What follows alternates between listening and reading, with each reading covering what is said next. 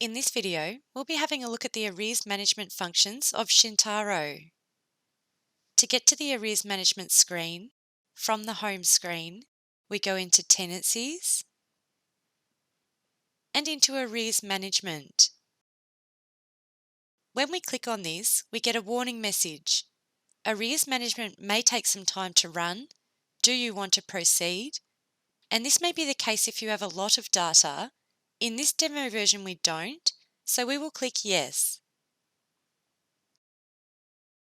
Then we see the Arrears Management screen.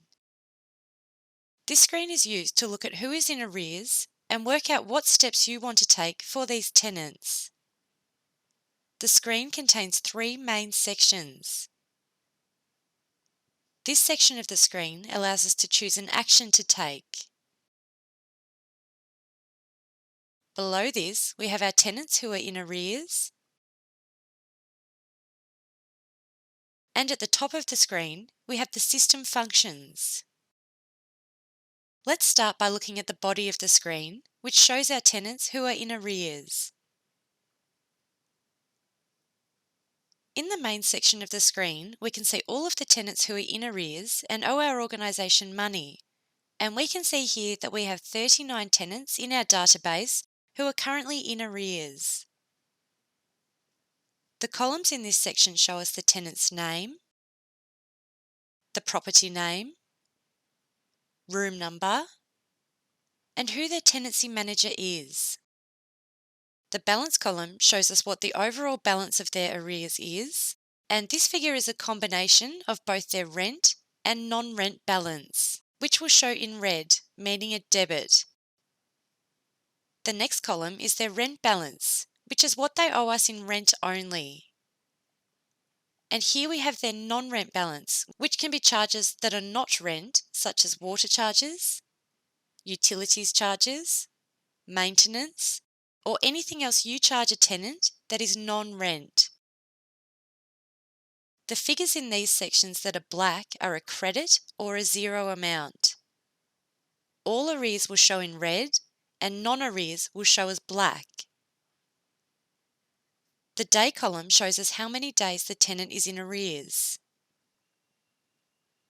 The next column shows us the current tenancy status, and the default for this screen is to only show tenants who are in active arrears and will not show anyone in vacated arrears.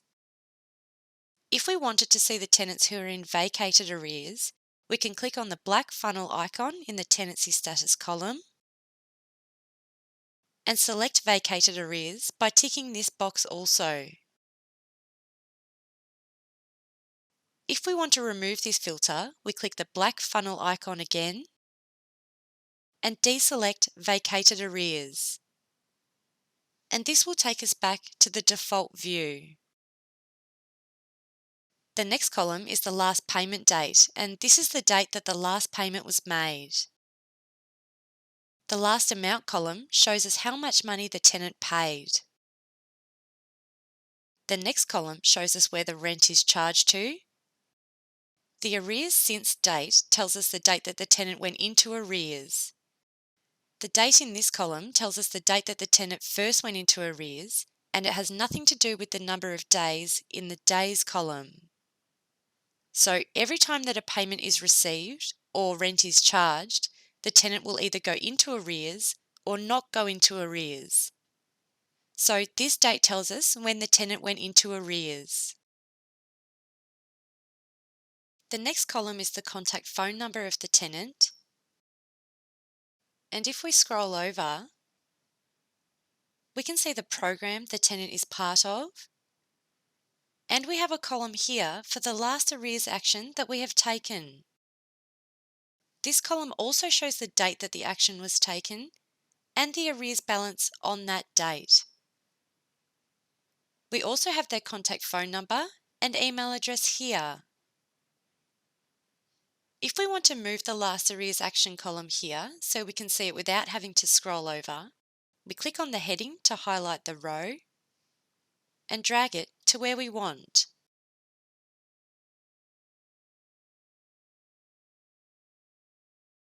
So we can use this screen to sort and filter to the tenants that we want to investigate. You can double-click on a row to bring up the tenancy record. For example, if we double-click on Joe Strummer's row, it will take us to Joe Strummer's tenancy. From the tenancy record, you can see when the tenant has made payments and when they haven't. And to go back to the Arrears Management screen, we can either use the exit button here or the button with the little door on it to go back to the previous screen. We can work our way through this list and have a look at the tenancy records to find out what's going on. Often what people will want to do is to just concentrate on the largest arrears amount first. We can sort this list by the balance column to see who owes us the most money. To sort this way, we click on the black arrow in the balance heading and select smallest to largest. We sort by smallest to largest as the figures here are in negatives, so you might want to start at the top of this list and work your way through. The arrears action process will be the steps that your organisation has decided to take in dealing with tenants in arrears.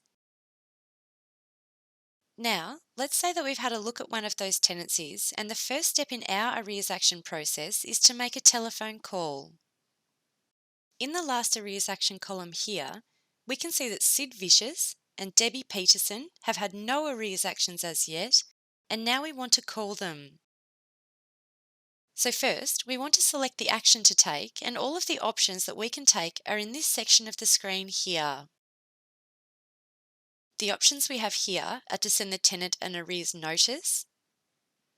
We can perform an arrears action for the tenant. We can email them, and we can send them an SMS. So the first thing we want to do is create an arrears action, so we click on arrears action here.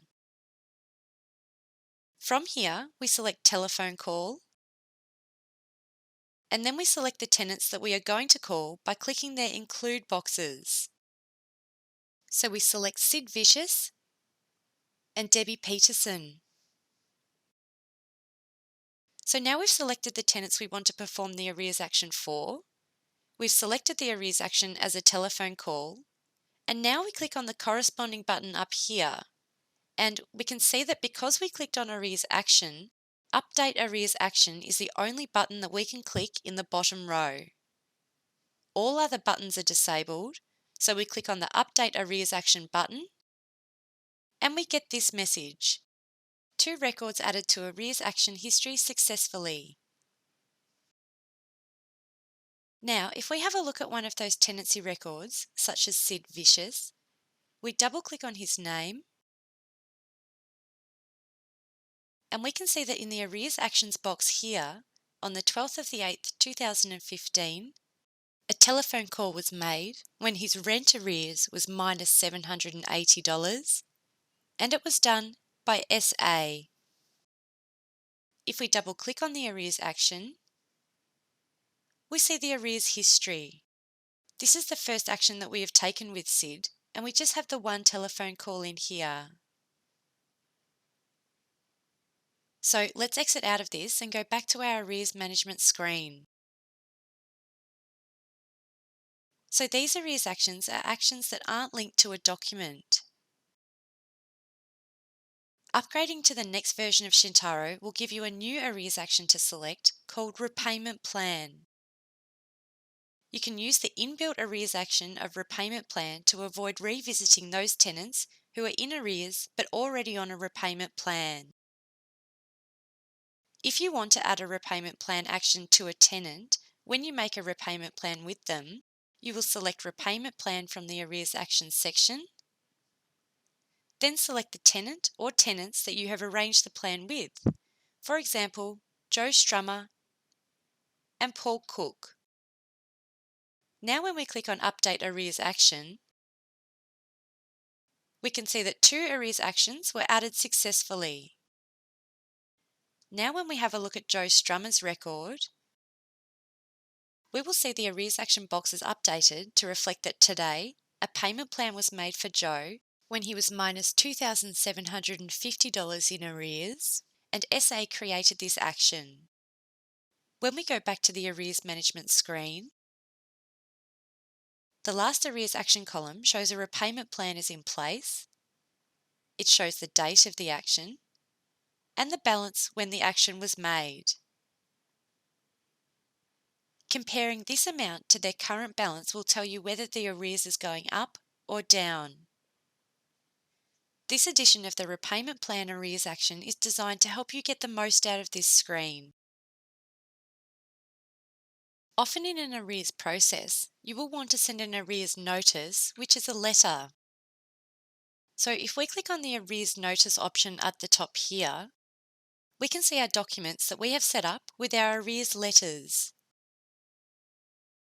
You can customize these arrears notices for your organisation, and the arrears process will vary between organisations. If you need assistance to set up these arrears notices, please contact support for assistance. In our organisation, after a telephone call has been made to a tenant, the next step in our arrears process is to send a first arrears letter to those tenants who are over $1,500 in arrears. So first, we will select the first arrears letter, and now we want to filter this list. To do this, we will filter by the rent balance column. So we right-click on any entry in the rent balance column, go down to number filters, and we will select less than because arrears are negative amounts.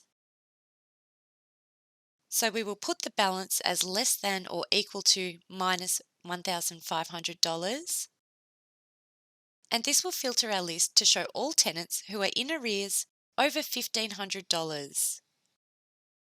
Now in the last arrears action column, we will use another filter to show all tenants who have already had a telephone call. We can right-click on any entry in the last arrears action column, go down to text filters, and we will use the contains filter. And when we type in TEL and press OK, we can see our list is filtered to show one tenant who is in arrears greater than $1,500 who has already had a telephone call. Now we can click Select All up the top here, and then we click Word Merge. When we do this, we get the message that one record was added to the arrears action history successfully, and Microsoft Word has opened up with the details of the arrears letter. So we can see for Niles Lofgren, according to our rent records, your rent is 78 days behind and an amount of $1,970 is now overdue. So this letter is a demo letter, and you're able to change these letters to suit your organisation.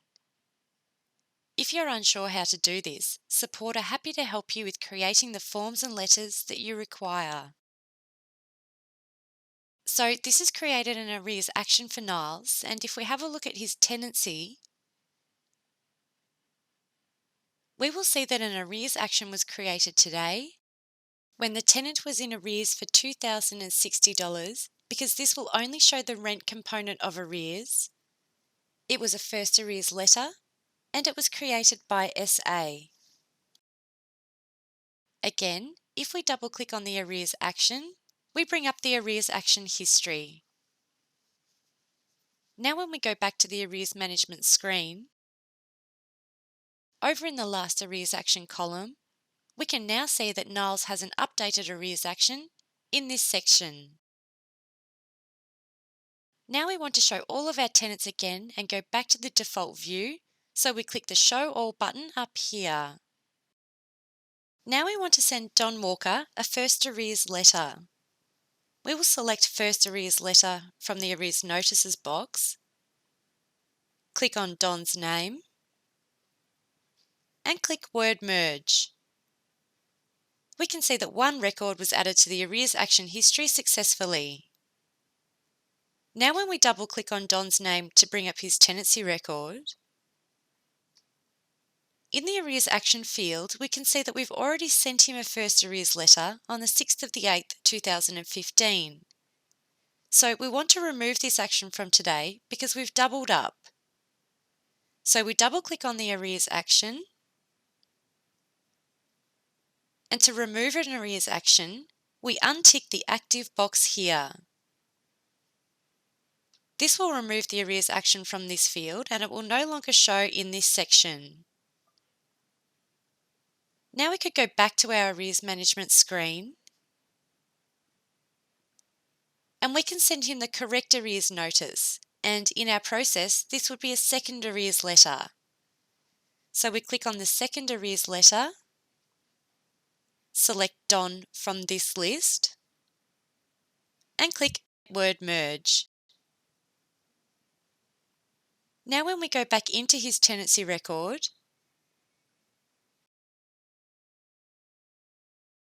we can see the correct arrears action has been updated and we no longer see the first arrears letter we accidentally sent him before. Back to the Arrears Management screen, we have other options in this section, and here we have the ability to send our tenants an email. If we click Email here, we can type in the email that we want to send to our tenants, and this will create an arrears action also. If you do want to send an email, you can pick Attachments, put the subject of the email and the message of the email in here, and if you want to create a new line, you will hold down Control and press Enter, just like other text fields in Shintaro. Then we can choose to create a client note, type a note title, and click the Send Email button, which will send the email through your Outlook. This is the same for SMS. If you have SMS enabled in your Shintaro, you can click the SMS tab and type the message that you want to send to your tenants in this field. If you want to create a client note from this SMS, you will put the note title in and click on the Send SMS button. From this screen, we can also export the data straight to Excel if we want to use this data outside of Shintaro.